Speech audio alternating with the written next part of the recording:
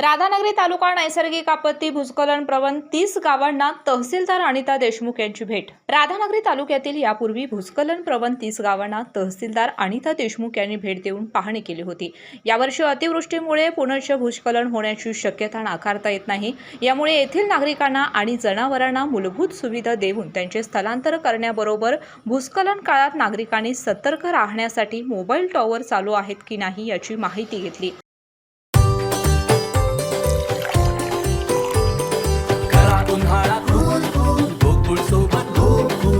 गोकुळ सोबत गोकुल।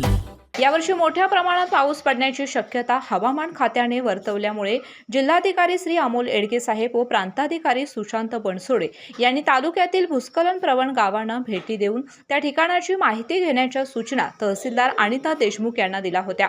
त्या अनुषंगाने तहसीलदारांनी कोणोलीतर्फ असोंडोली, पाटपणाळा, दरड, गैबी घाट, शिरगाव, सावंतवाडी, मानेवाडी, खामकरवाडी, गोतेवाडी, केळोशी बुद्रुक, केळोशी खुर्द, पालखुर्द, तळगाव, राई, पडसाळी, मानवेट, चौके, राऊतवाडी, पनोरी, कासार, पुतळे, आटपाळ, पाल, बुद्रुक, नागदेववाडी, मोहितेवाडी, चोरवाडी, कुकुरवाडी, ऐनपैकी धनगरवाडी, ऐनपैकी धनगरवाडा, धामणवाडी पैकी हणबरवाडी, औचितवाडी, पंडेवाडी, सोळंकूर या गावांना भेटी दिल्या असून धोकादायक ठिकाणांची पाहणी करून सर्व अधिकाऱ्यांना सतर्क राहण्याच्या सूचना दिल्या आहेत। प्रत्येक गावामध्ये संपूर्ण पावसाळा कालावधीमध्ये जेव्हा जेव्हा मोठा पाऊस होईल तेव्हा सदर ठिकाणी सकाळी व संध्याकाळी तलाठी, ग्रामसेवक, वनक्षेत्रपाल यांनी अशा भूस्खलन प्रवण भागास व डोंगरावरील परिसरास भेटी देऊन सदर भागाची पाहणी करावयाची आहे।